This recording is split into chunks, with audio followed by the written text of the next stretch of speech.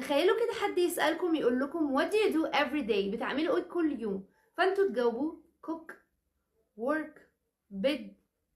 النهارده بقى هنتعلم مع بعض ازاي نعمل full sentences مهمة جدا نستخدمهم بشكل daily من غير ما نرتب. خلوني بقى استغل فكرة ان احنا بنتكلم عن our daily routine واقول لكم على ال present simple. احنا بنستخدم ال present simple علشان نتكلم عن our daily routine، عن الحاجات اللي بنعملها بشكل يومي.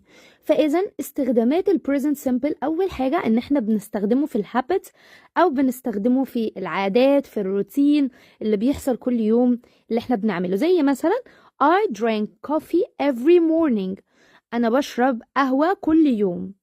تاني حاجة بنستخدم فيها ال present simple أو المضارع البسيط هي الفاكتس. الفاكتس يعني حقائق، إن مثلا المية لما تتحط في الفريزر بتتجمد، الشمس بتيجي